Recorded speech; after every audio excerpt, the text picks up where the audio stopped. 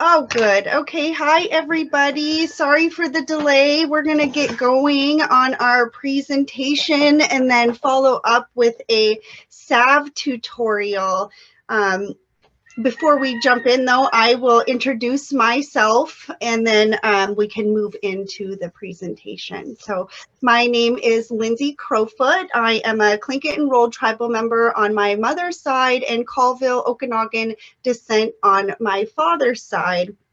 I am the traditional medicine program coordinator for the Nakani Native program, and I also am a science and cultural sovereignty instructor at Northwest Indian College on the Tulalip Reservation satellite campus. I am trained as a restoration ecologist and habitat manager. That's what I got my degree in from the University of Idaho, a Master of Natural Resources.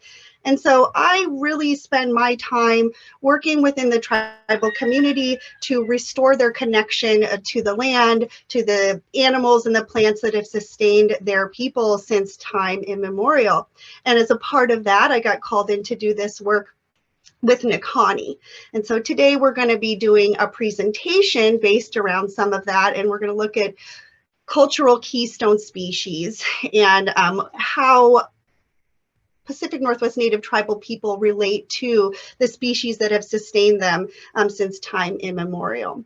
On an introduction to cultural keystone species of the Pacific Northwest. So an outline of what we're going to be covering in this presentation and then after is we're going to first jump into defining what is a cultural keystone species. We're going to discuss cultural keystone species and how they relate to tribal identity. We're going to actually get some indigenous perspectives of what cultural keystone species mean to some local tribal members. And then we're going to go through and highlight 5 cultural keystone species, including salmon, cedar, camas, bear, and devil's club. We'll also briefly discuss the barriers that we have in place for us to continue our strong relations with our cultural keystone species. And then we'll move into kind of the tribal natural resource management implications of those cultural keystone species and how ecological restoration can support treaty rights and how that relates to our relationship with these cultural keystone species. And then we'll have a discussion and question time and a little break while we move into our salve making tutorial, which will feature 2 cultural keystone species.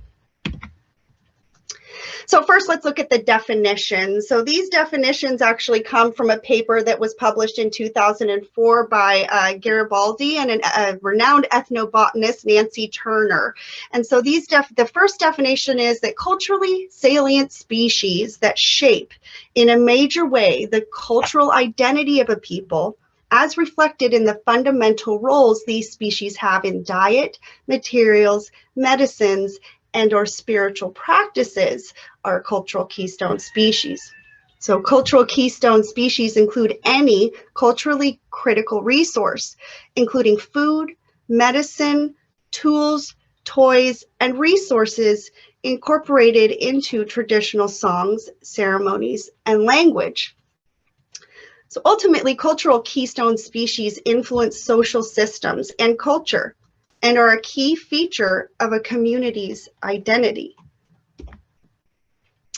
The connection to cultural keystone species develop when a people live in reciprocity within a specific landscape over a long period of time.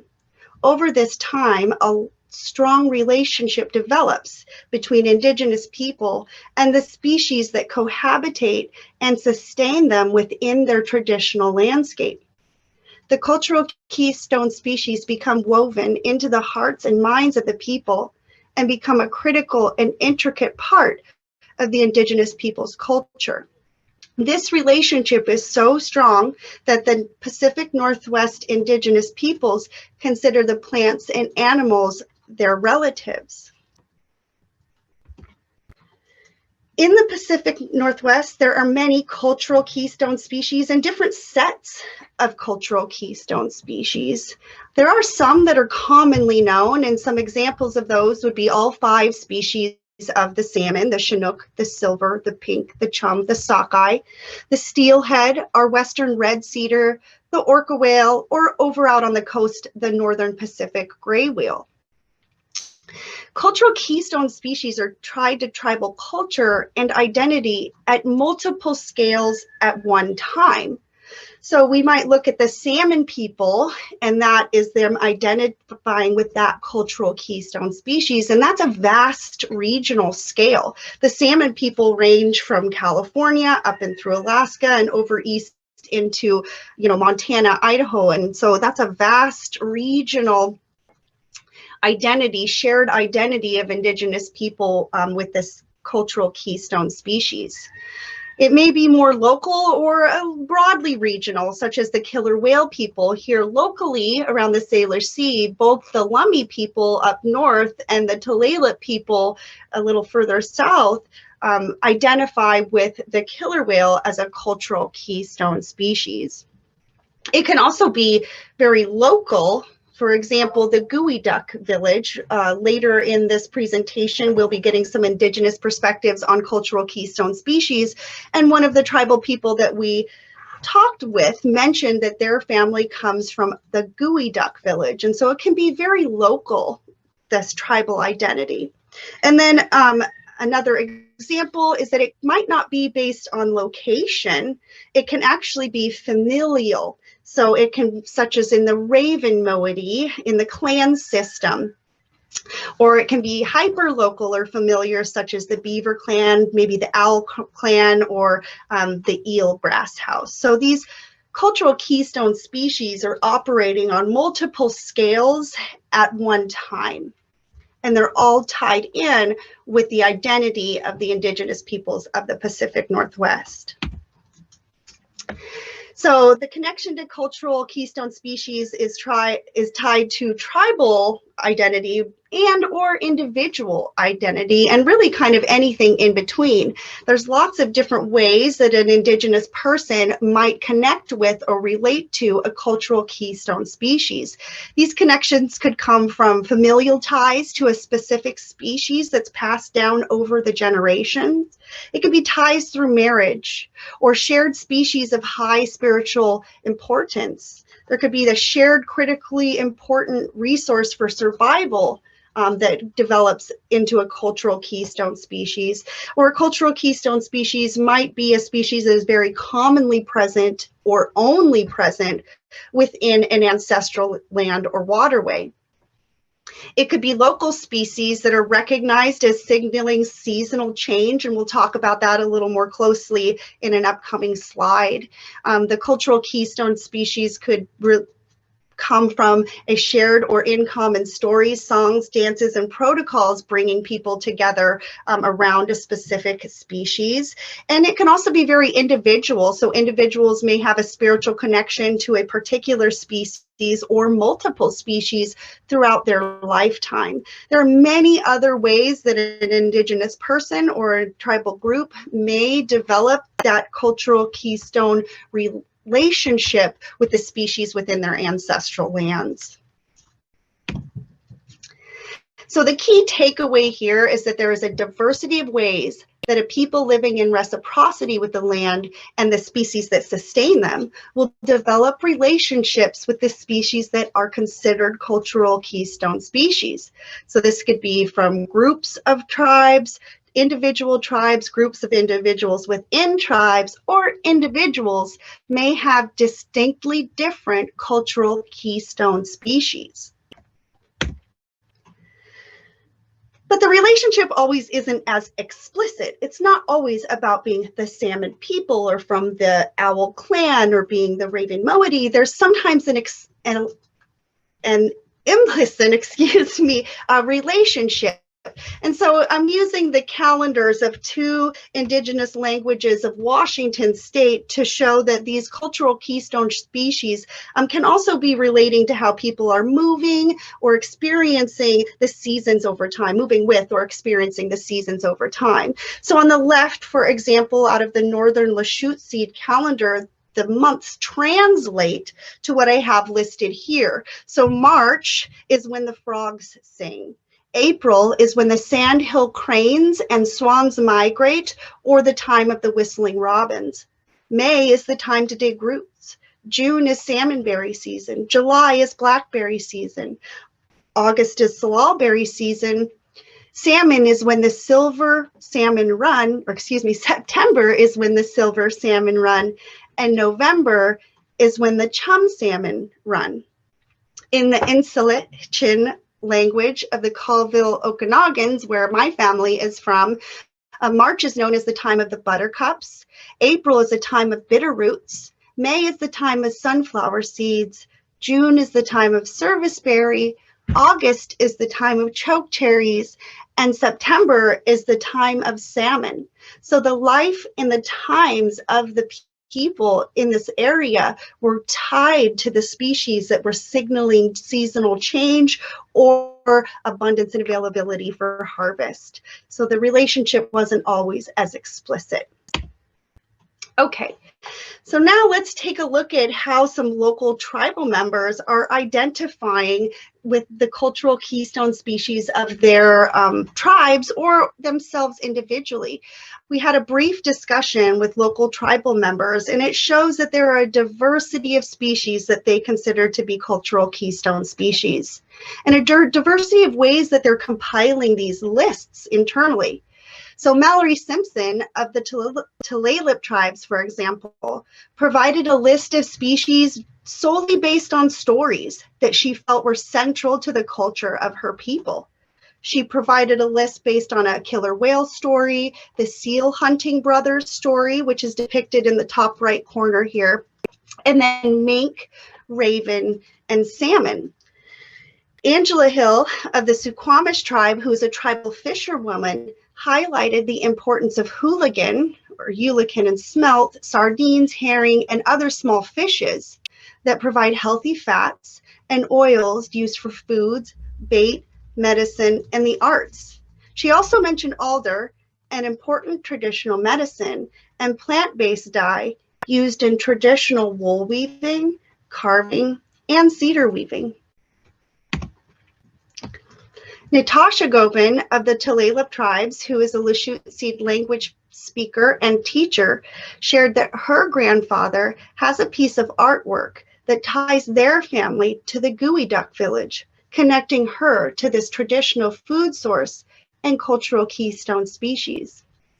In addition, Natasha listed the plants and animals she considered cultural keystone species as fish, mentioning salmon and halibut specifically, cedar, big game, shellfish, roots, shoots, and berries, highlighting her broader view and more inclusive view of what a cultural keystone species is to her and her people.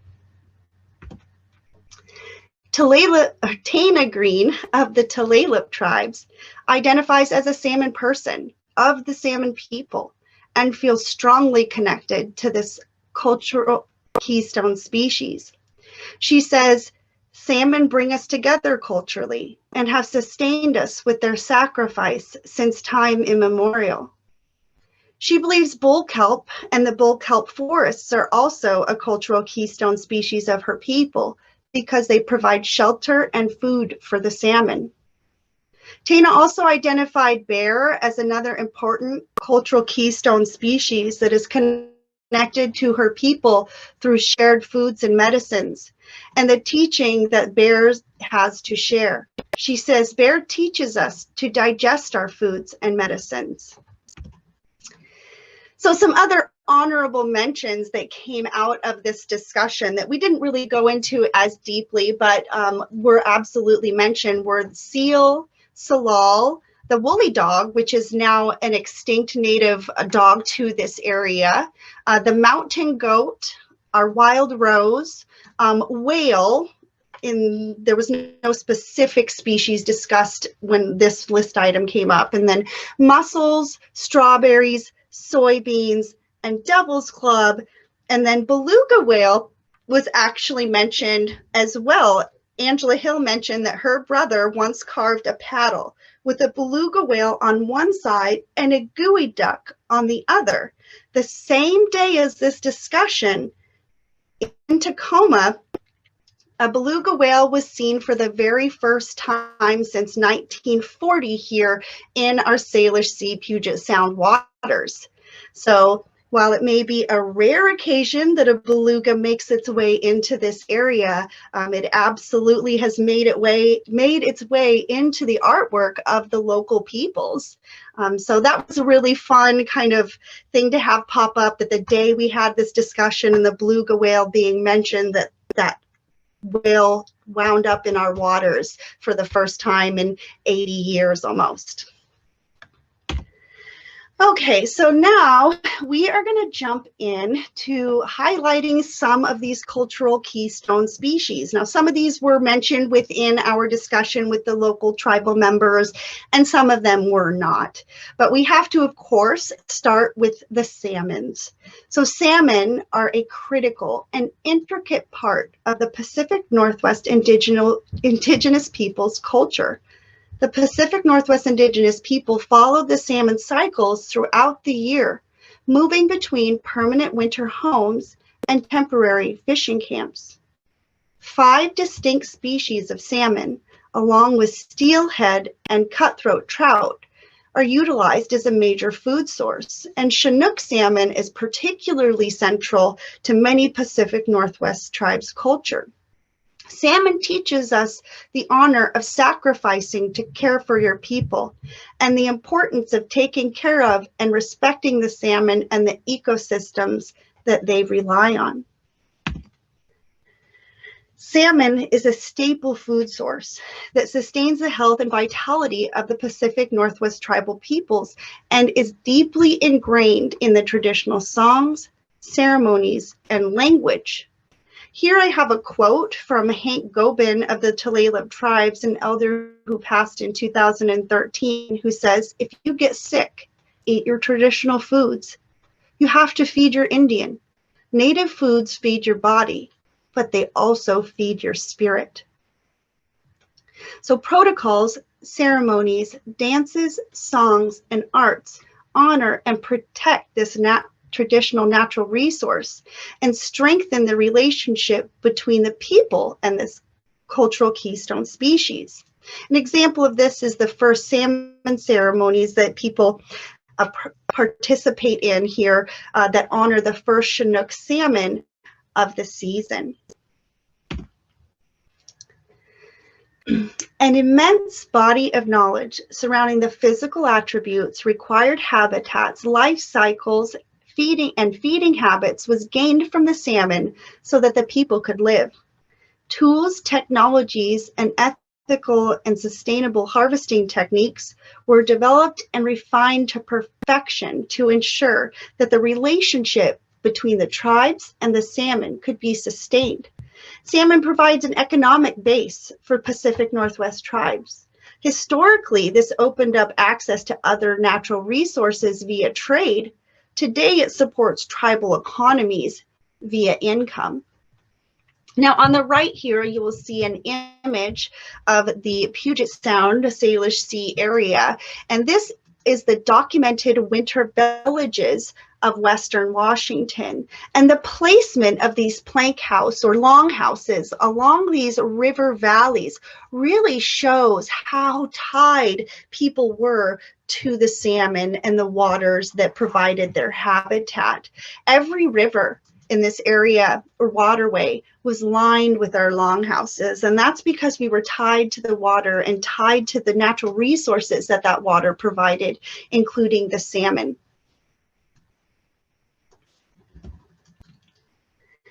This slide is another example I wanted to show of how ingrained salmon were into the daily lives, and also how tools and technologies developed from living in reciprocity with this traditional natural resource.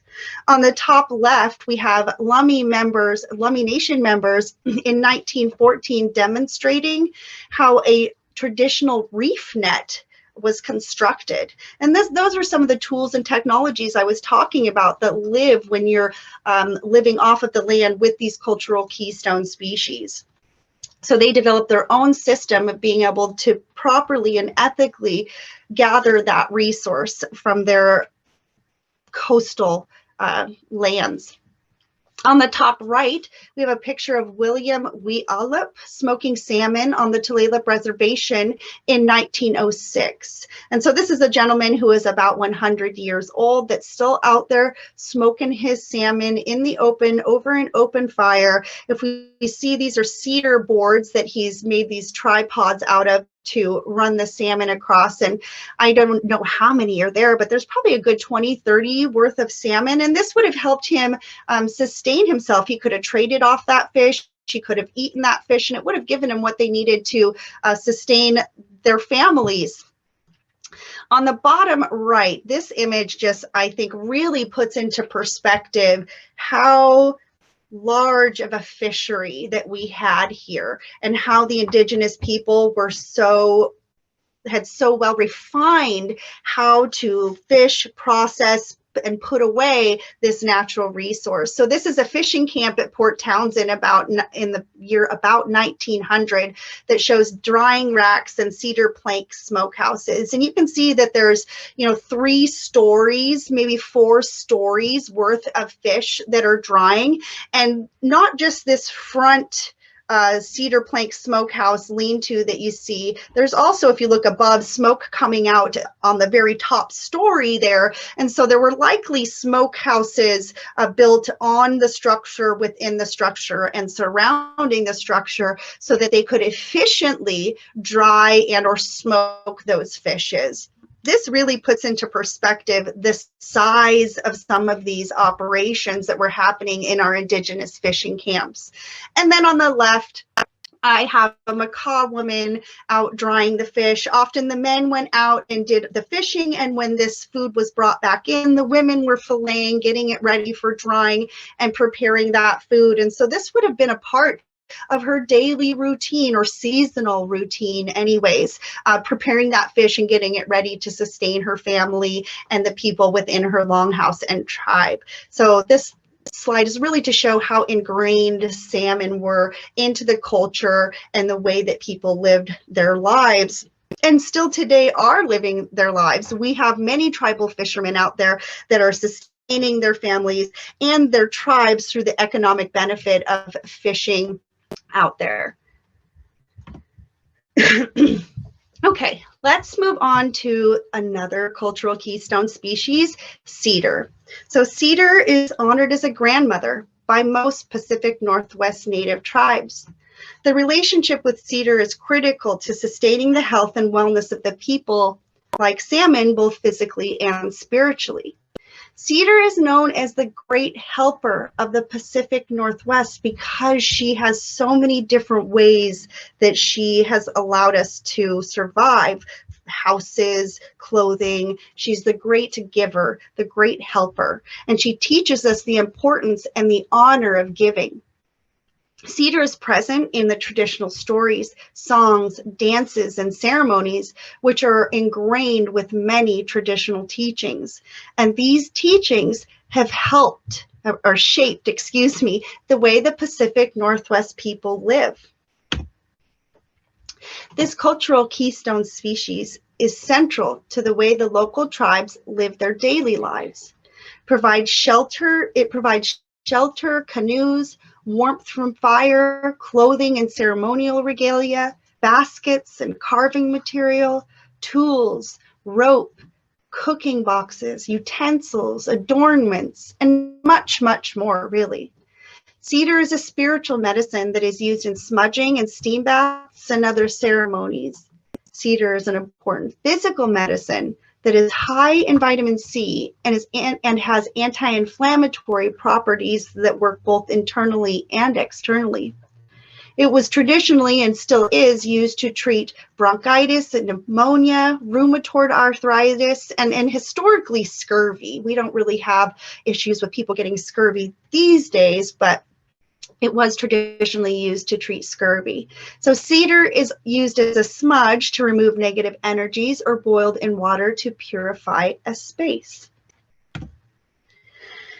So So this is another slide, kind of like the salmon slide, that's meant to exemplify how ingrained cedar was into the Pacific Northwest Indigenous people's lives. So on the left, top left, we have a cedar plank house, or a long house from down in Oregon. And these houses, they housed our people. We ate together, we communed together under the eaves of the longhouse. We danced, we sang, and Cedar, she gave us all that safe space and place to do that in, to come home to in the winter.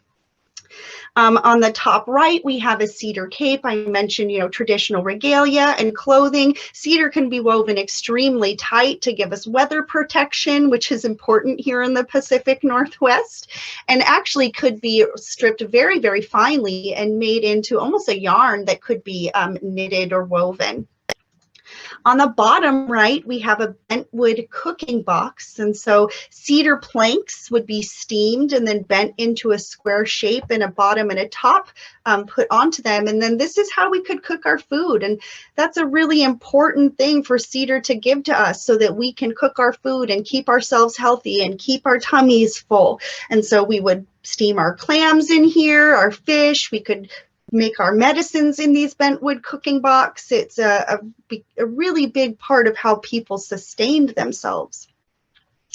Image number 4 in the middle here is the coil cedar root basket. Now, baskets were very, very, very valuable because it allowed people to move with the seasons. They could transport their goods. They had a place to store their foods that they were packing, and a place to put things away for the winter. And so these baskets would travel with the people through the seasons as they were doing their gathering. And there were different types of weaves that were meant for the different types of natural resources that were being gathered. So for example, a clam basket has a more open weave. So when you put your clams in, as they start spitting out their sand, all of that sand and water isn't pooling in the bottom of your basket. It can pull through those holes, and you don't have a muddy, slurry bottom of your basket for your clams. So baskets from cedar were an important and intricate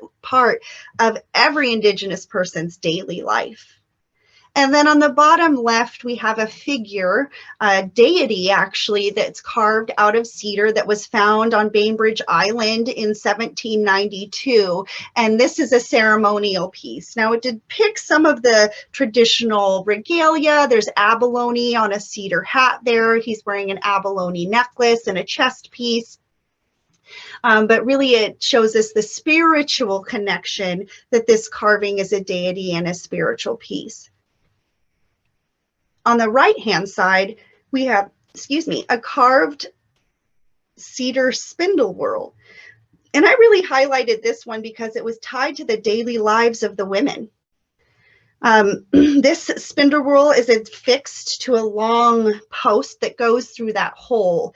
And they could spin fibers very, very tightly with this native spindle whirl, which allowed them to weave our traditional wool blankets and other upper class regalia, really. So the spindle whirl was a really big part of our kind of traditional weavings. And then after contact, when sheep's wool started moving into the area, the Native women very quickly started using that medium and began knitting the most wonderful socks. And they sold those socks all over the Pacific Northwest area as a means of income. And so this tradition of spinning our own yarn really translated very easily into modern textiles, and we still see them being used today. Okay, let's take a look at our next cultural keystone species, the great blue camas. So camas is a staple food and highly prized natural resource for Pacific Northwest Native tribes. It's found from southern British Columbia across to southwestern Alberta, east to Montana, south to northern California, encompassing Idaho, Utah, Wyoming, and Washington. People moved from permanent winter camps to more temporary spring fishing and gathering camps such as Camas prairies that provided this important food source. Now, while Camas had a very wide range, it's not found everywhere within that range because it has a very, very specific habitat that it needs to grow in. And so these Camas prairies had to be maintained. And that was done by entire tribes sometimes would come in and maintain the prairie, and then that tribe would have access. Or it could be a prairie that is just being maintained by a band or a family, and then they would have exclusive rights to that particular area. So fire ceremonies were performed by traditional fire bosses as they deployed controlled burns to maintain productive Camas prairies. Traditional land management practices such as seasonal burning of the prairies maintained the physical and spiritual connection to the land. Burning improves Camas habitat.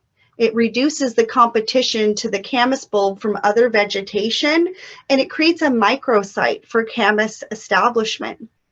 We'll take a quick look at a tribal restoration project focused on restoring this traditional land management technique a little further on in our presentation. While men generally performed the fire ceremonies and deployed the burn on the prairie, the women tended those Camas prairies post-burn through thinning and gathering in the spring following early fall burns. So Camas is gathered in the spring during the bloom using a special digging stick made of a hard wood and often an antler for the handle. And I have an image here on the left of a traditional root digging stick, and you can see the antler part is the handle, and then the long, sharp, pointed stick that would be stuck down into the earth and then used to pry up the bulbs of the plant. So women gathered the starchy roots of the plant, which is found primarily in a wetland prairie habitat. The roots are peeled and roasted in the ground in large earthen pit ovens. Camas is high in fructose, and roasting brings out the sweet flavor of this tuber. Cooked Camas is eaten fresh out of the oven. It's dried after cooking for later use and was often pounded into cakes and dried to be stored for winter food or trade. Camas was historically gathered and processed in large amounts, and it played an important role in the Pacific Northwest Indigenous peoples' trade economy. Because these prairies were not just everywhere within the range, the tribes, the clans, or the families that maintained these prairies also had maintained access to them. So that became an important trade island for those groups for other natural resources. So Camas is not just prized for its sweet flavor, it also has a really good nutritional value. It's high in protein, calcium, carbohydrates, magnesium, and it's a good source of iron and zinc. It was often mixed and is often mixed with other roots like bitter roots to enhance the flavor and make them a bit more palatable. Today, the root is still often on the table at traditional meals, and a traditional table should be set with the 5 traditional food groups, which are water, big game, fish, roots, and berries. Camas is often the representative on the table for the roots. Okay, now we can take a look at bear, our next cultural keystone species. Many traditional tribal stories, songs, and dances are centered around bear and its teachings all across all of the Pacific Northwest and beyond. Bear is the great protector of the animal people and is considered one of the most powerful animals for many Pacific Northwest tribal people. Pacific Northwest Indigenous arts are filled with imagery of bear, signifying its cultural importance to the people. This cultural keystone species is essential for food, clothing, culture, and medicinal purposes. For example, bear fat is highly prized as a medicinal ingredient for our topical salves and for cultural paints. So bear fat and pemmican, we're going to kind of go out of the routine here and talk about bear fat specifically. So pemmican is a traditional food that could be stored for long periods of time. It consisted of animal fats that are mixed and pounded with dried meats and fish and berries or nuts. And bear is the preferred fat additive. So this provided a whole meal that is high in protein, vitamins, and minerals during the winter months and could be stored and travel over long distances. Pemmican isn't made as much today, but it does continue to be made for personal, community, and ceremonial consumption within many tribal communities. And I know that within some communities here in the Pacific Northwest, the berry part of the pemmican is withheld and only used during ceremonial meals. So you might have the meat and the fish and the fat and the nuts, but when you mix the berries in, that mixture is only used for ceremonial use for some Pacific Northwest Native tribes. So bear is and always will be an important species to our culture and the ecosystem. He teaches us how to live in reciprocity with the land and the water, and the Pacific Northwest Indigenous peoples recognize the important role that bear plays in the ecosystem.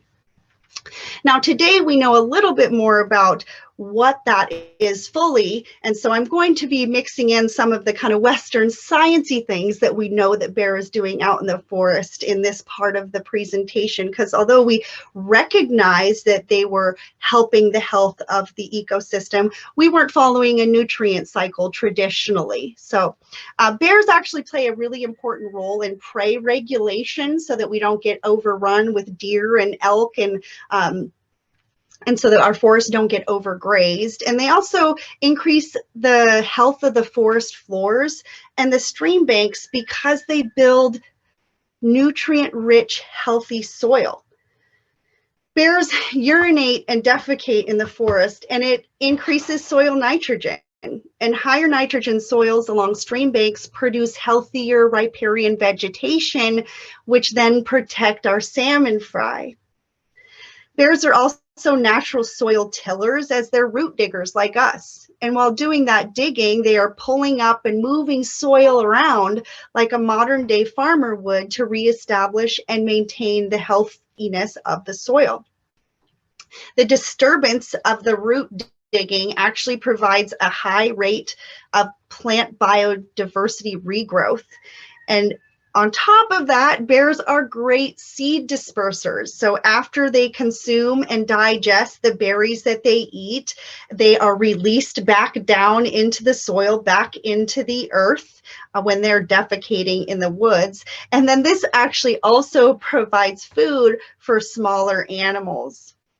In addition to that, they also feed the forest by taking salmon at the river and putting them out away from the stream banks. So bears don't actually like to eat their food right at the river because often there will be other bears around feeding and there's intense competition. They might have their salmon stolen. So they'll take their catch and they'll move into the forest, say 50 to 100 meters, and they'll eat the brains and the belly, which is what they think is the very best part of the salmon.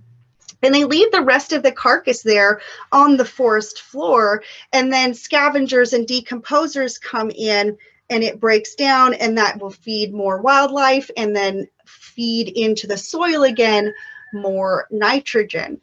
So bears are really good at creating healthy ecosystem environments. Okay, so that is our highlight of our cultural keystone species in this section. We do have two more that we'll be talking about in a little bit here when we do our salve making. We'll look deeper into Devil's Club and into Willow. So, but before we move on, I did want to talk about some barriers that we are facing today in maintaining our relationships with our cultural keystone species as tribal people here in the Pacific Northwest. So we have 4 major barriers: loss of land, loss of knowledge, the threats of climate change, and toxins in the environment. So first, loss of land. Really, this is coming from unkept promises of the treaties. We should have always been able to access our traditional natural resources outside of the reservation. Those rights were guaranteed in the treaties here in the Pacific Northwest. However, the United States government, following the treaties, very quickly confined our people to those reservations where we could not access or live in reciprocity with any longer our traditional natural resources or our cultural keystone species. On top of that physical separation from the land, we've seen a loss of native ecosystems due to urban and suburban development. And then also we have seen a huge loss of our native ecosystems due to conversion of what is considered a preferred ecosystem type.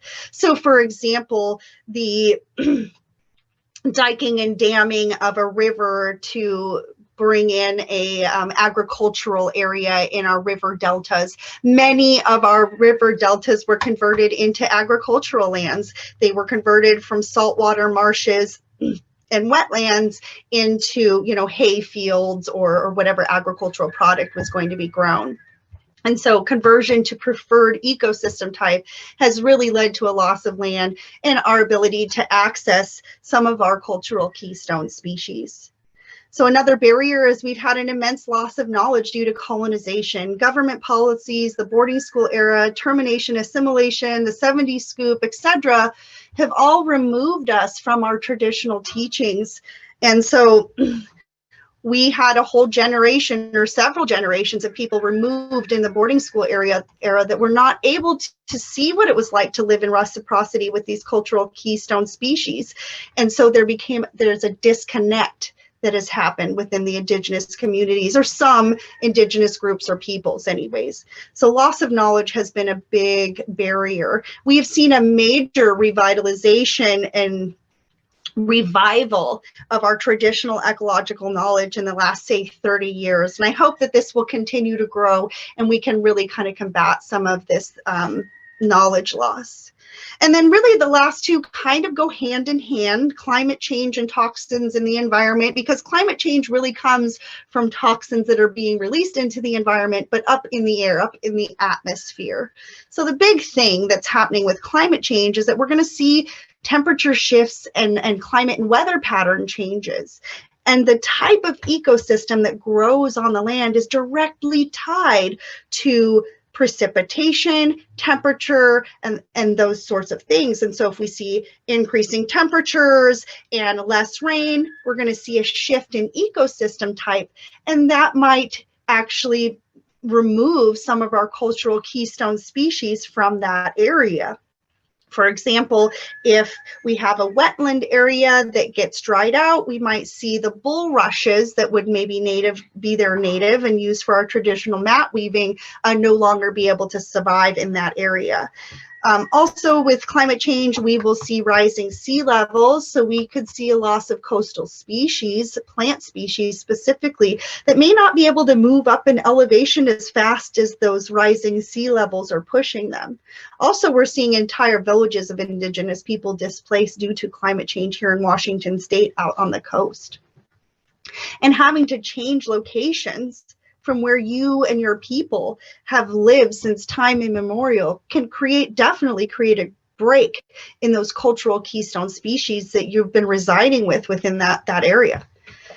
So then toxins in the environment, that is another major barrier to maintaining our relationship with our cultural keystone species. We have garbage pollution that makes its way into our waterways and into the stomachs of our whales and into our fishes. We have oil spills that, and not large scale and small scale oil spills that are happening in Puget Sound area, Salish Sea area, and beyond, that are affecting the health of our sea animals. our shellfish, our seabirds, all of that. Acid rain is an issue. So we have climate change is really tied to chemicals being released into the air at a faster rate than what happens naturally. And those chemicals that are getting released into the air, some of them happen to be highly acidic. And so when it rains, that acid gets pulled out of the atmosphere and it falls to the ground. Well, we all know that the rain hits the leaves first before it makes its way to the ground. And so acid rain can actually damage plants. It can change soil pHs, which can in turn affect the entire health of the ecosystem. So in with that is industrial and agricultural runoff. So acid rain is really coming from toxins that are making their way into the atmosphere and then falling down as rain. Industrial and agricultural runoff is coming off of the land and right into our waterways. And this is mostly it's increased nutrients, but some heavy metals, other things. There's all sorts of chemicals that are making their way into our waterways through industry and agriculture. And then with all of that, the acid rain and the industrial and agricultural runoff, we're seeing ocean acidification. So that acid that falls on land as a part of the hydrological cycle makes its way back to the ocean. And we're seeing increasing acid levels in some areas in our oceans. And this can really affect our access to our shellfishes that are cultural keystone species, because the acid can actually thin their shells and create really unhealthy water conditions for them. So these are our barriers to maintaining our relationships with the cultural keystone species. So how do we combat these barriers? Today, mostly that's being done through tribal natural resource departments. Today, many tribes co-manage their traditional homelands with local, state, and federal governments, as well as private landowners and nonprofit organizations. Pacific Northwest tribes retain their right to access their traditional natural resources in their usual and accustomed places in the treaties. Those sovereign rights are protected and practiced through natural resource management. Tribal natural resource departments focus on protecting and restoring traditional natural resources that have sustained their people since time immemorial, while incorporating traditional ecological knowledge, traditional land management practices, and tribal ethics and values. So recent work to incorporate cultural keystone species into modern land management practices as a way to combat those barriers to our relationships with our cultural keystone species are starting to happen. A good example of that is the restoration of Swede, or the place of mountain huckleberries in the upper Skykomish River. This is a joint project between the Tulalip tribes and the United States Forest Service. The restoration work here is inclusive of traditional ecological knowledge. The management plans are centered around both the species and the ecosystem that sustains it and the people who lived in reciprocity with it. It acknowledges that Indigenous people are an intricate part of the natural ecosystem and have a natural role to play in its health. Projects like these increase access to cultural keystone species that have helped sustain the health of the people and provides a space for tribal members to practice their culture together. So we're actually going to watch a quick little video on the mountain huckleberry that I put together with Tulalip TV.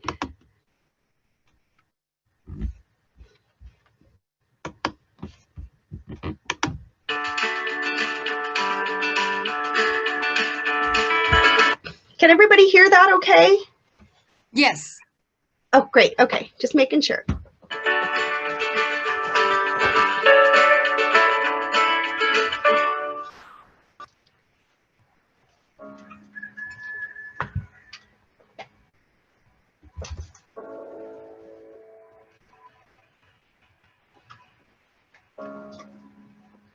Are you muted?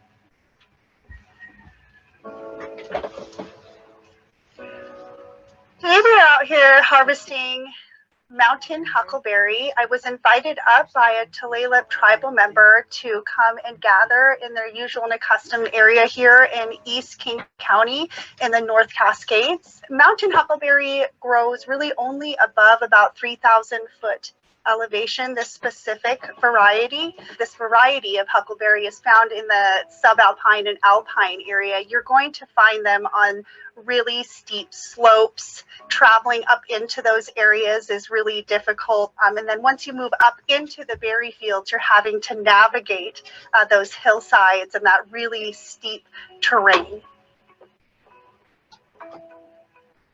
Huckleberries are a traditional food that provide amazing nutrition. They are the highest fruit in antioxidants, as far as antioxidants go, in the Pacific Northwest. And those super high antioxidants allow for good heart health.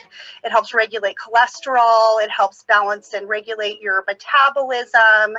They are extremely high in iron, so they're a blood builder, which is really good going into that winter season. They're high in vitamin A, vitamin B, and vitamin C. And so they really will help support your immune system going into the cold and the flu season. The mountain huckleberry is one of the most culturally significant late summer berries as far as gathering goes. Part of the reason is that this is the headwaters of the rivers. So as people are moving inland following the fish, they move up into these huckleberry areas. And so these would become areas of trade, of commerce, of community, where people were coming together to gather and share in that experience and share in the gathering up our natural resources. And so culturally, this berry is more than just a food. It was also about the life and times of the people and the way we moved through those seasons. This is one of the last big harvests of fruit at the end of the season. And so this would have been that last push to really make sure that our tummies could be full through that winter season when there aren't any berries to gather. This particular place is a restoration project that was done in partnership between the United States Forest Service and the Tulalip Tribe's Natural Resource Department. And this experience is really the perfect combination of tribal ecological knowledge coming together with our tribal values and tribal health. And when we have these types of places and projects that can bring the community together to access those foods that sustain a healthy tribe, we are revitalizing health into our tribes and into our people.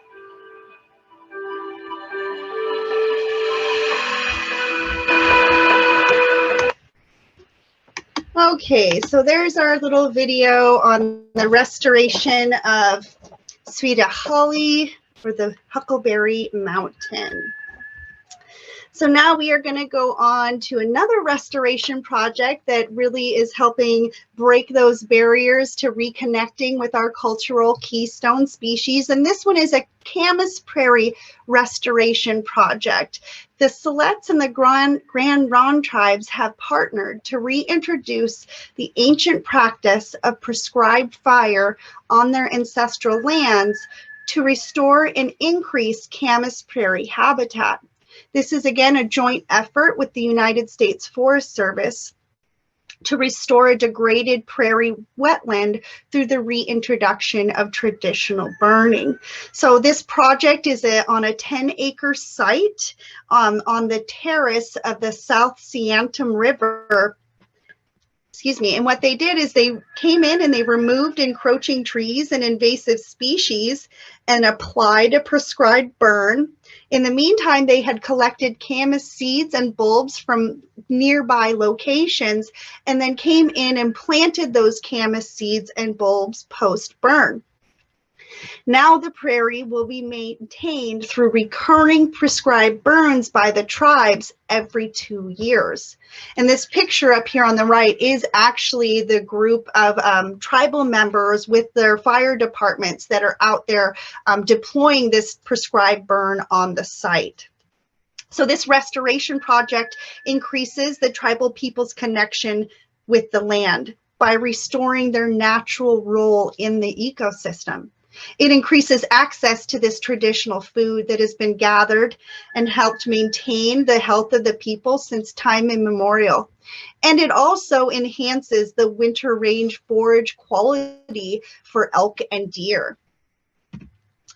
So we have one more restoration project that I am going to highlight that is by a tribal natural resource department and is helping kind of break those barriers again to our relationship with our cultural keystone species. We have another video that we're going to watch for this one that's just about a minute long that describes the project and what they're trying to do. But before we jump into that video, on the bottom left, you can actually see the levee that they removed for this restoration breaking and the water moving its way into the Quileute. And then on the bottom right, what you see is some test netting that was done really shortly after the breach showed that the salmon pretty much immediately moved in to that area. So let's jump into the video, just that brief video really quick. Friends walk up to me and be like, what the f is in your mouth? Ad about that, and I'll just tell them, it's mine. All right, here's our video.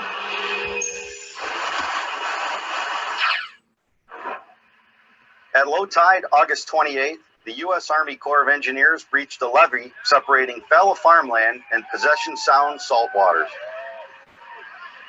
When the tide returned from Evie Slough, it began restoring 360 acres of salt marshes like it was more than a century ago. A U.S. Army Corps of Engineer and Tulalip Tribe of Washington partnership, the Quileute Estuary Restoration Project is part of a 16-square-mile Snohomish River estuary that historically included marshes, lowland forest, floodflats, and interconnected channels. Tulalip tribe ancestors traversed the area by canoes, and it offered a wide variety of plant and animal life. In the early 20th century, a dike and tide gates were constructed, preventing tidal access and destroying the estuary's marsh habitats. The $3.7 million two-phase restoration construction project took just over 2 years to complete. In phase one, the Corps built a 4,000-foot setback levee to protect local infrastructure and residents. For phase two, 1,400 feet of the old dike was lowered, and this 270-foot breach will allow tidal inundation, restoring tidal processes. It will ultimately improve local streams and wetlands for fish, such as endangered Chinook salmon, bull trout, and steelhead. For the U.S. Army Corps of Engineers in Seattle District, I'm Bill Dowell.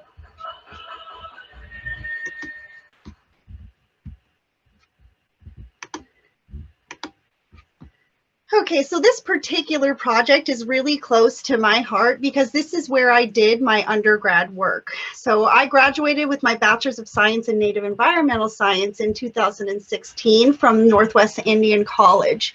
And as a part of my senior project, which actually spanned my junior and senior year, I really looked at the vegetation changes that took place because of this breach. So I came in before the breach and I did vegetation surveys in different locations throughout the 360 areas, and I took water quality samples throughout the restoration site, and then came back the following year post-breach and did the same thing. And what we had seen was that there was rapid turnover happening within this restoration area. There had been some conifer trees in this area. That salt was killing those off. We started seeing some salt marsh plants kind of grow in and take hold. And that was only within 1 year. We had seen some changes. We saw the salinity levels of the water obviously change with the introduction of that salt water. And so this one in particular is near and dear to my heart because of my undergrad work on this. So this ecosystem restoration massively supports and ensures the practice of Indigenous treaty rights by increasing the healthy salmon habitat.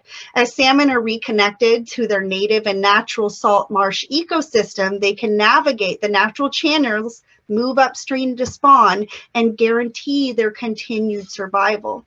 It's not only the salmon that benefit from salt marsh restoration projects, but the entire ecosystem slowly comes for full circle. Water flow increases, there's increased sediment filtration, temperature regulation is happening without saltwater intrusion, and native plant species are able to return into the area, and then the native wildlife that rely on those native plant species as well. Really, the ecosystem structure and function is able to recover to its original state, supplying suitable and healthy habitat to all the life forms that rely on it. And that includes many of our cultural keystone species.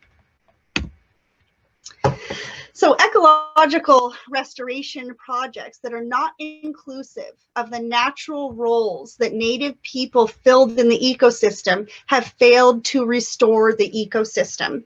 This is the point that I want to make here, that traditional ecological knowledge must be incorporated for restoration to truly exceed. Even if the site has the same abundance and diversity of native plant species present, or essentially it looks the same, it cannot be functioning the same when traditional natural resource management techniques are not in the restoration and management plans. And then I'm going to close this section with a quote from Libby Nelson of the Tulalip Tribe's Natural Resource Department that I think is really fitting. It says, treaty rights encompass more than an opportunity to pick berries, hunt game, or harvest fish. Having a meaningful role on the ground in the stewardship of these resources helps reconnect tribal people to these lands and the teachings of their ancestors. Okay, and so now we are at our discussion section before we move in to the salve making portion of our presentation. And so we are in the discussion and questions section here. And first, I think Shayna is going to tell me what some of those questions are. Shayna's right here working behind me, our chat moderator.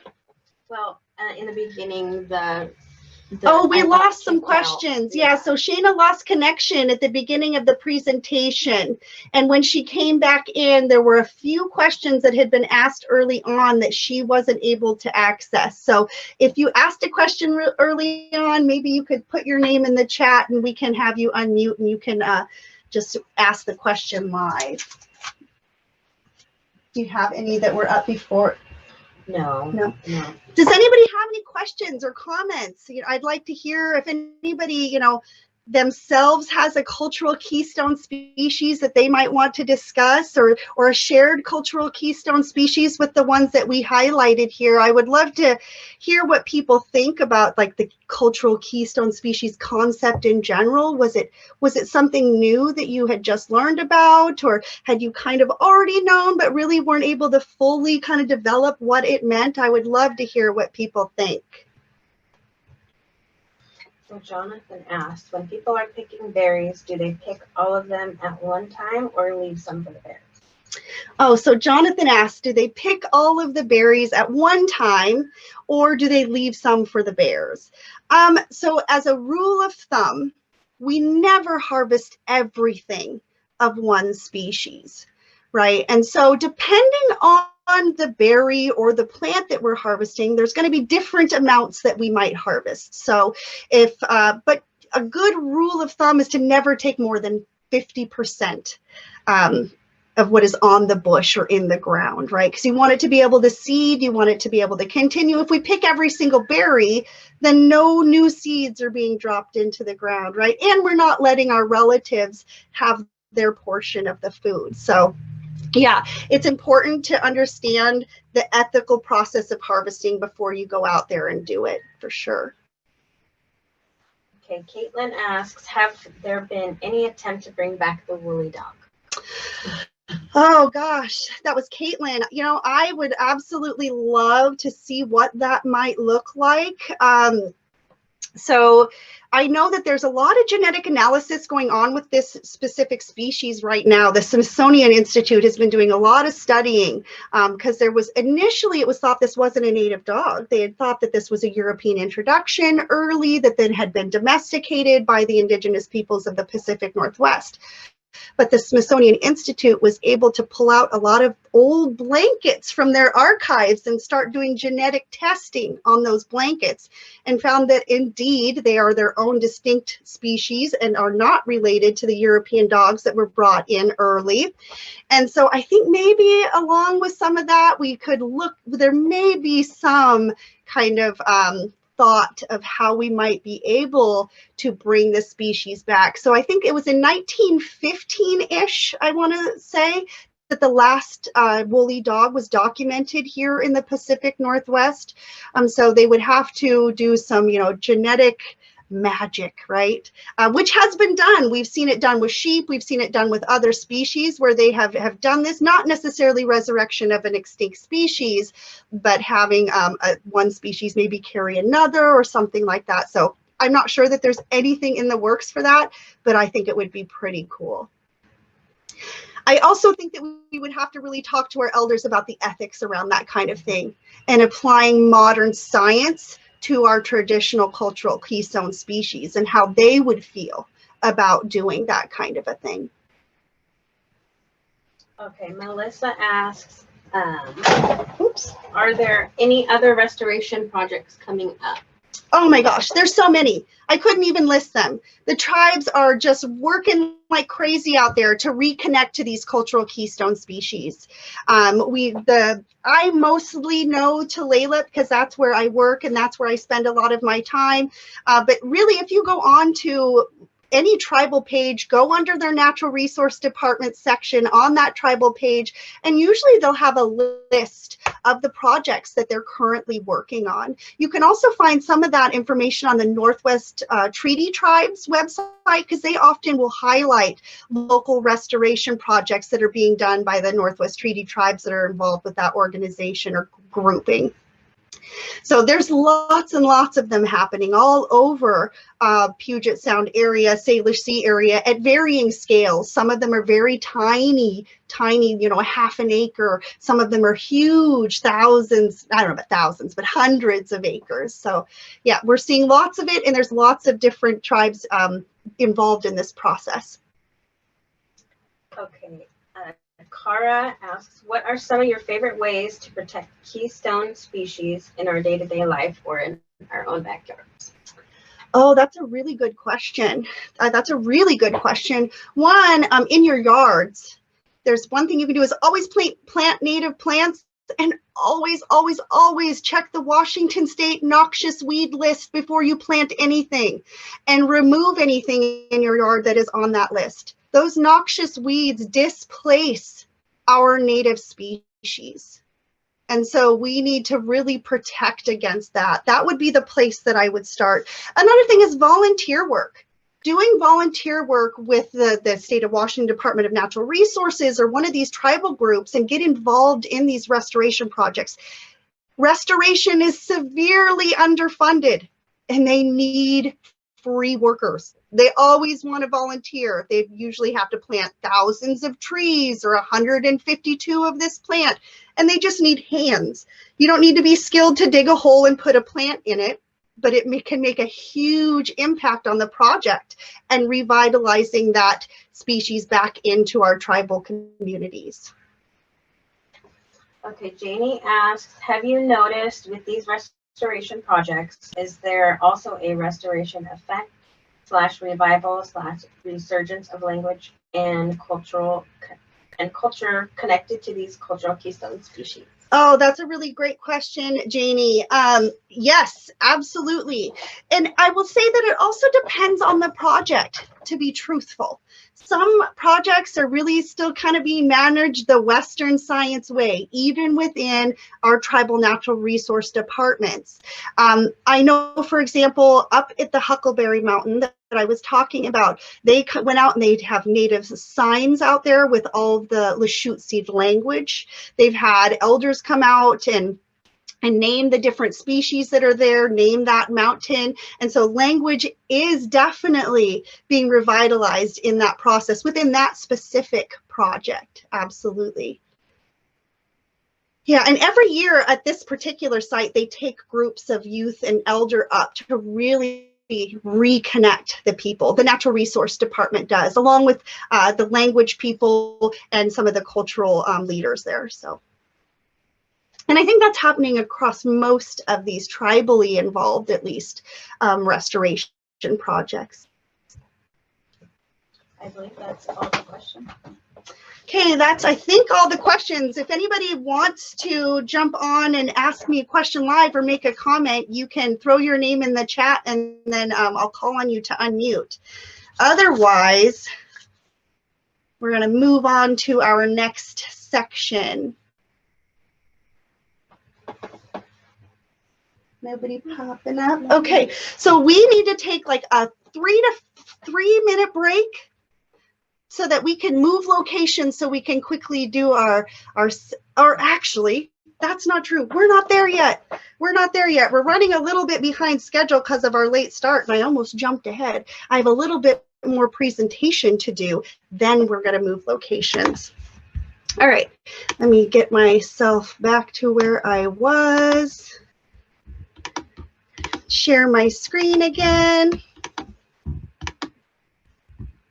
Okay, so here we are, part 2, making medicine with cultural keystone species. I'm going to have to move a little fast through this part because we're cutting short on time. So first I want to give a little background on infused oils and carrier oils. So infused oils are traditional external medicine that not only provides the benefit of the plant that we put into it, but also the carrier. The herbs are infused into lipid or fatty oils to extract their medicinal properties. And oils can come in room temperature solids, room temperature liquids. Like most fish oils and sea mammal fats remain liquid at low temperatures because they're high in omega-3 fatty acids, which prevent them from solidifying at low temperatures. And then most bird and land mammal fats are solid at room temperature because they're higher in saturated fats. Fats, geez, tongue-tied, sorry. There are some bird and land mammals, however, that are liquid at room temperature. And in that case, it's because they have lower saturated fats in their system. And then most plant oils remain liquid at room temperature because they're higher in unsaturated fats than saturated fats. But that's not always the truth. There are some plant oils that have higher saturated fats, allowing them to be solid at room temperature.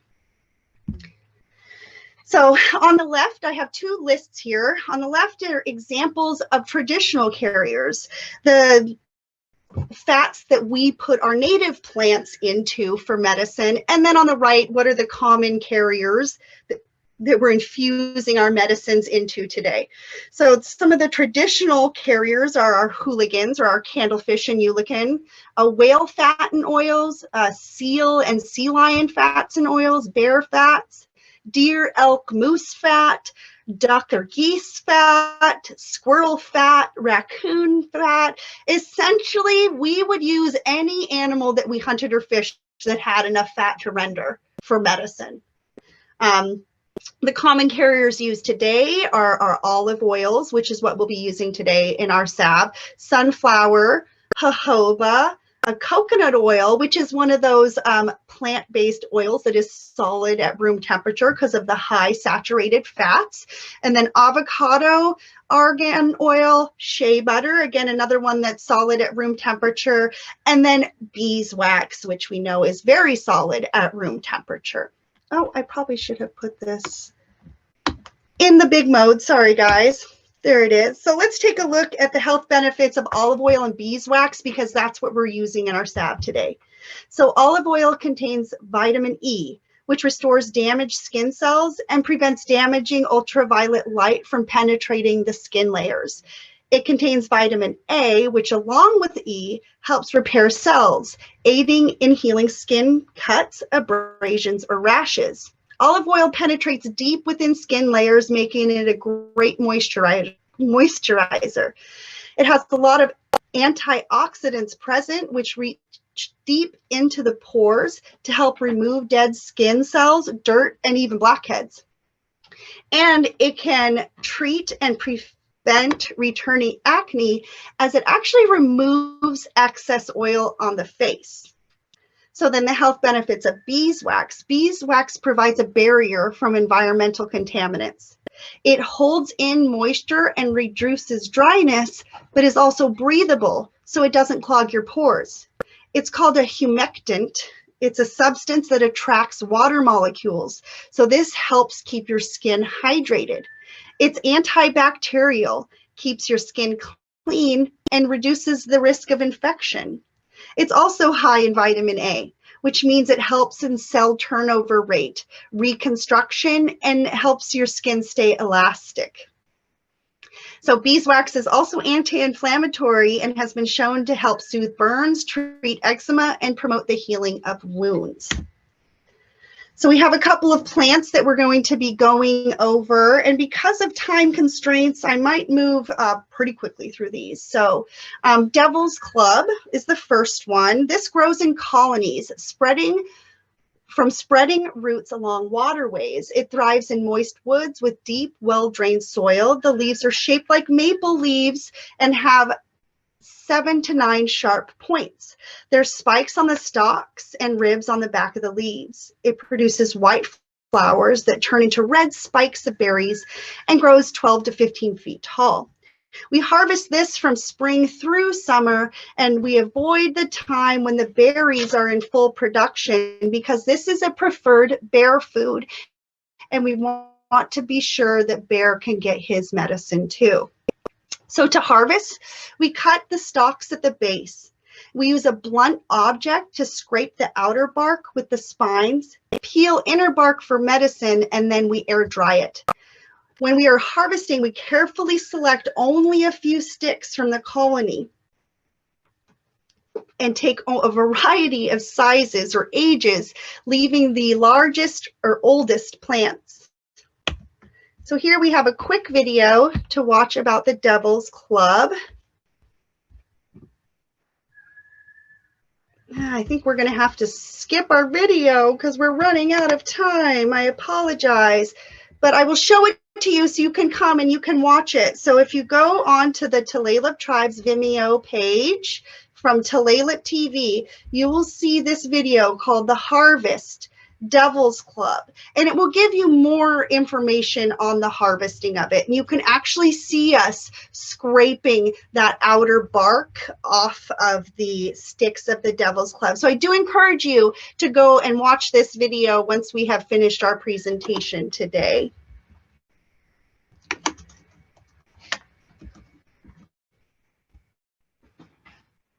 So the health benefits. Devil's Club is antimicrobial, antibacterial, antiviral. It was traditionally mixed with ashes and grease to be used and applied externally. It treats rheumatism, arthritis, burns. It's been used as a deodorant traditionally. It's an appetite suppressant, and it's a purgative, so that it induces vomiting, and it is a laxative, so it can create diarrhea if you take too much of it, but it also treats constipation. It was also historically used to aid in childbirth, to treat internal hemorrhaging, and used as a pain reliever. Really quickly, let's take a look at willow. Willow, people use, Northwest Native people traditionally use the branches and twigs of willow to make hand drills, start fires. It was used as firewood, to make fish weirs for baskets, but really it was about the medicine. The leaves and the branches provided very important medicine. So to identify the willows, they're really around most of our fresh waterways here. They grow from 10 to 45 feet tall. They produce male and female flowers. The male, they're called catkins. The males are green to yellow, while the females are green or a pale yellow. They look significantly different when they're on the same, when you see them next to each other. So we harvest this during the spring through the summer. You can harvest it in the winter, but it becomes really difficult to peel. So to harvest this plant, you cut a stick that's about the size of your thumb and remove the small twigs from the stalk, and then score a line down the side and peel the bark back. And the bark is what we used for the medicine. The bark is high in salicin, the active ingredient in aspirin. So it's a pain reliever, a fever reducer, it's anti-inflammatory, and it's antiseptic. Before aspirin was commercially made in the lab, willow bark was the main source for pain relief.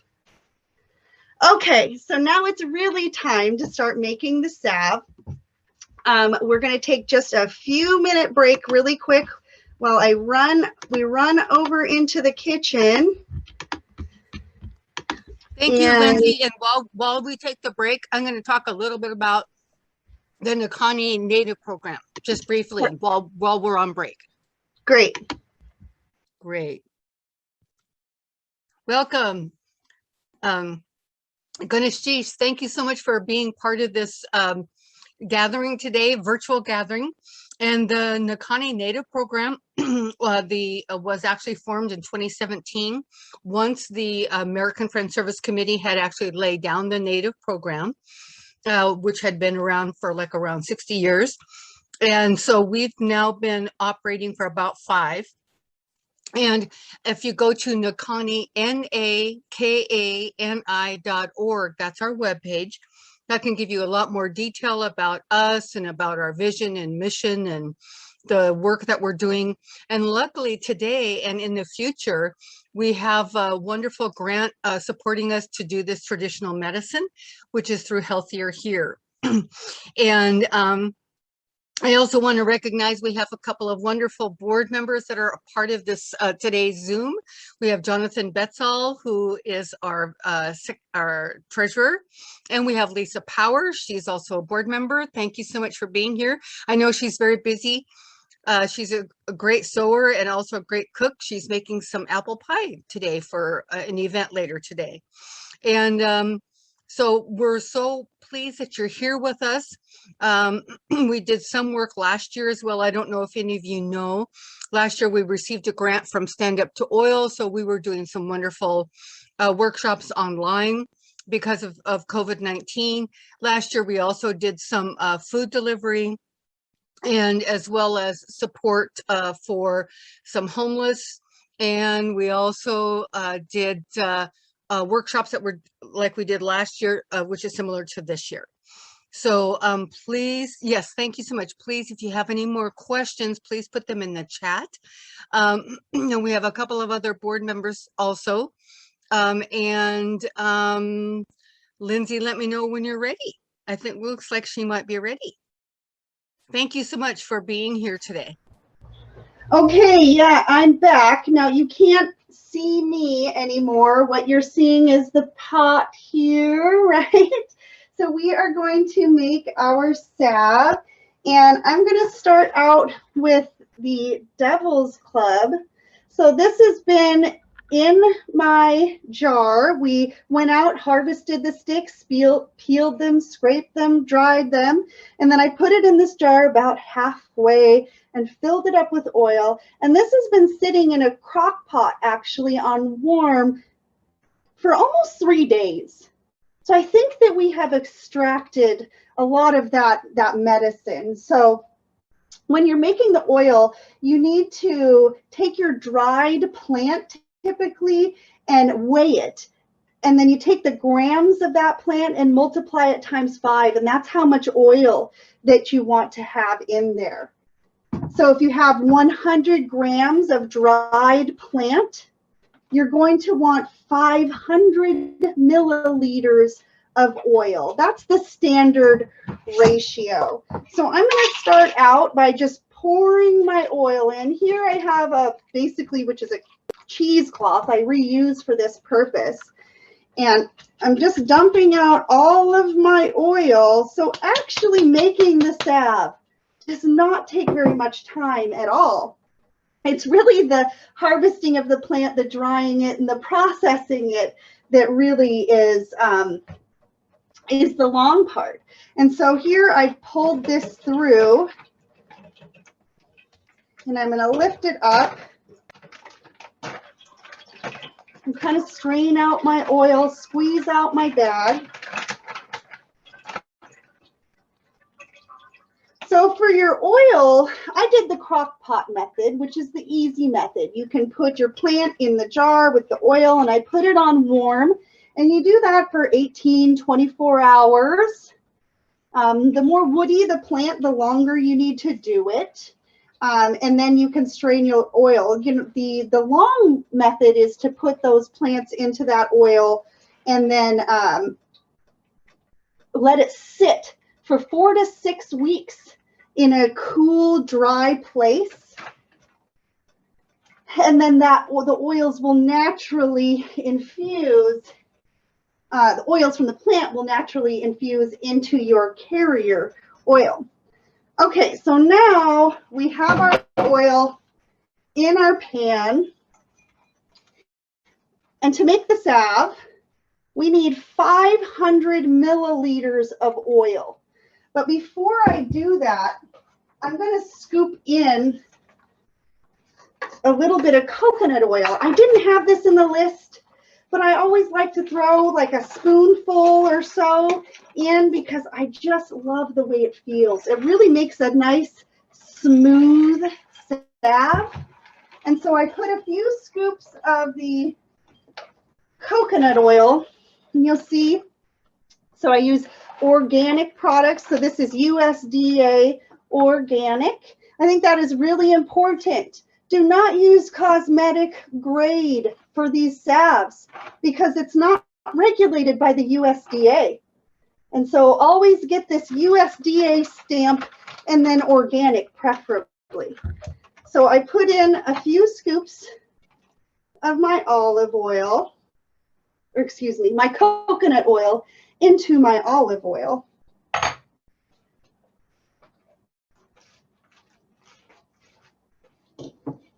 And then we'll stir that up, and it actually is, if I can push it over the side here, you can kind of see it will melt down pretty quickly. And my oil was already pre-warmed up a little bit, so you know. So I have my coconut oil in, and I'm going to take my measuring cup and I'm going to get 500 milliliters of the oil. And I'm just going to pour that right into here.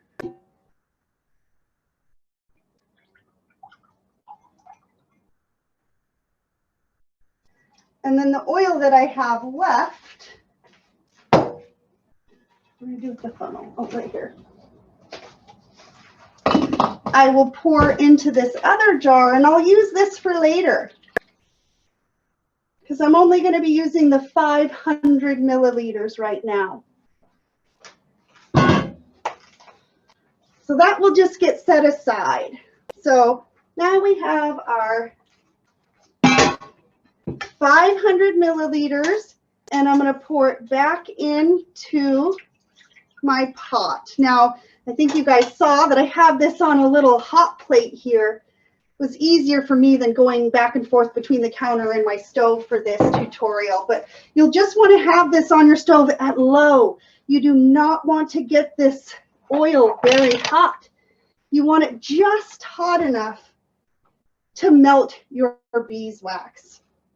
And so I don't know if you can see this, but over here, Shayna has weighed out for me 100 grams of beeswax. So to 500 milliliters of oil, you need 100 grams of your beeswax. And again, we want to get that organic beeswax, USDA organic, all right? So we have our oils in. Our medicine has already been infused into the oil.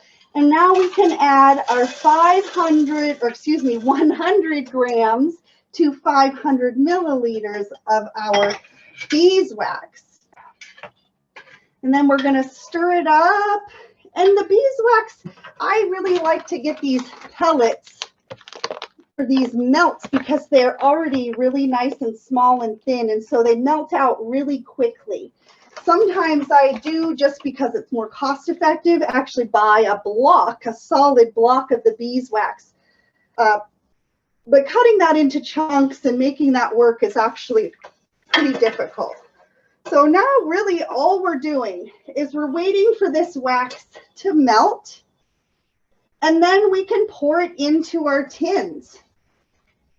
Salve is a really simple medicine. It's oil, a solidifier, and then your medicine, really. And so traditionally, bear fat and those mammal fats that I mentioned that are solid at room temperature would have been heavily incorporated so that they could solidify their salve so it was transportable. It's so difficult to transport an oil over long distances, especially before we had, mason jars with lids and things like that, right? So getting a solid consistency would be good. So here we are. It's all melted down. All my little beeswax beads have gone, and I just have a liquid. And so we actually, let me move this stuff out of the way, turn off my burner, push it back. Yeah. Move you over here.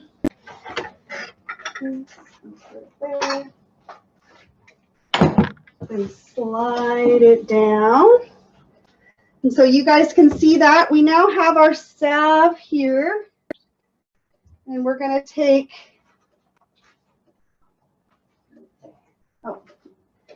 and Shayna's going to hold the funnel for me. And this is, you can do it by yourself, but boy, it is really helpful to have somebody hold that funnel for you. And I just use the funnel because it helps it not splash everywhere. So I just take a ladle and a big scoop. Turn that a little bit. And then I can scoop it right into my tins and move down the line. Now you do have to move kind of quickly because it will start to solidify as soon as it cools, and that can actually happen pretty quickly. So you want to move through your salves quickly. Like I said, it's always helpful to have somebody to hold for you. Be careful not to burn them as you're pouring the salve over their hands. This is the most time-consuming part of the whole process, honestly, once you get your salve going, is the pouring. And then after you're done pouring your salves, it will solidify, and then you can put on your labels. I don't recommend putting a label on your salve before you've poured and it's hardened, because the oil will get on the label and just kind of stain it. You won't ever be able to make it look pretty again. I need a little more here. So this is really our demonstration on how to make the salves. I will go back into the event and post a photo of the slide that has the actual instructions on it, so that you will be able to access that, so that you can see how much oil goes to what plant material, and then how much oil goes in with your beeswax to make the salves. And then because we didn't really get a time to show that slide for very long as we moved in. And you can also email me at Lindsey@Nakani if you're interested in getting a copy of that slide. And so there is our salve making tutorial. We have Willow that we were going to do two, but we've run out of time to do both of those. But when we send out our gifts of the salve, don't forget to put your name and address down in the chat. Half of them will be this Willow oil or this Willow salve, and then the other half will be the Devil's Club salve. And then just so you guys can see, you'll have some nice little labels. It's always a good idea to label your salves and put not only what it does to help, but all of the ingredients here. So Devil's Club, coconut oil, olive oil, beeswax. You think you will remember later, but you might not, that's for sure. So I like to label mine right away with the uses and all of the ingredients. Erica has a question about if you can buy these on Amazon and whether or not you can add essential oils. So that was Erica, you said? Yeah. Okay, let me switch cameras, and so you guys can be back on me here, because we are done with our tutorial part. So hi, Erica. So yes, you can order those on Amazon. That's where I ordered them. I ordered them right off of Amazon. So if you went and wanted to find the exact products I use, if you went on Amazon and looked for Sky Organics, and then for the coconut oil, wherever I put that one down, this one was Better Body Foods. Better Body Foods. Sorry, my lighting from this direction is not too great. I didn't set up to have you guys seeing me from this view. Sorry. And then the olive oil that I got is by Filippo Bernino. Filippo Berrio, excuse me. Filippo Berrio. But yeah, it doesn't have to be those specific brands. Really, the key is getting high quality products. Right? We don't want to be putting garbage on our skin. That kind of defeats the purpose of it being medicine. So I always recommend going organic. These days with these products, it's not too much more expensive to do that. So, and essential oils. Oh, and then adding in essential oils. Yes, you absolutely can add in essential oils. Be careful. A few drops goes a long way in a salve, and I would definitely recommend doing that really at the very end of the process, so you're not cooking your essential oil in kind of having an off gas out of your product while you're putting it together. Stephanie has her hand up. Stephanie, go ahead and unmute and ask me what you want to say. Hi. So you mentioned like the animal fats, like if you do use that, does it smell like that animal? Well, okay, so it can.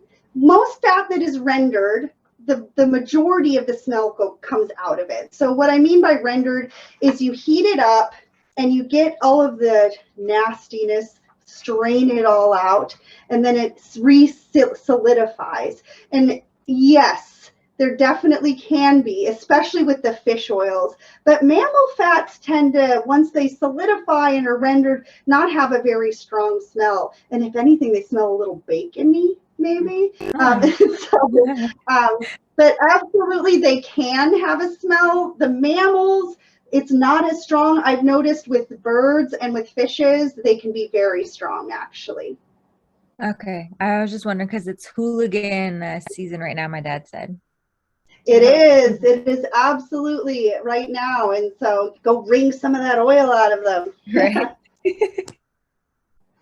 All right. Anybody else have any questions or anything that you want to open up for discussion before we end for the day? Thank you all so much for joining us, and sorry for the delay. I really appreciate your patience and me having to kind of rush through things here at the end. We will have the presentation up on the Nakani website, so you can go back through it if you want to and reference any of the things that we talked about. And also feel free to email me at lindsey@nakani.org, any questions that you might want or might come up later, or any clarification that you might want. Brenda asked, can you add vitamin E capsules to help preserve the salve?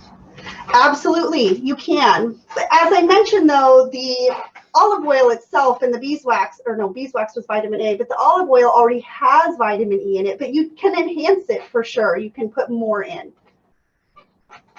That looks like that's all for now. All right, guys, it looks like that is our meeting for today. I have really enjoyed all of you being here. We have another event coming up for Nakani, the Nutritional Medicine Program, on the 6th of November. And then I did really quickly before we drop out of here, just for the professor's sake in me, I can't not show you guys the references and the resources that I use to put together this presentation. And those will be in the recording now, since I've shown it up, so you can reference this if you want to. So let me stop sharing again. I did want to bring that up and show it to you guys so you can see where I got this information from. And now it will be in the video when you try to come back to it later to get more information. So All right, if nobody has any questions or anything, I think we're going to head out here. Oh, yes. So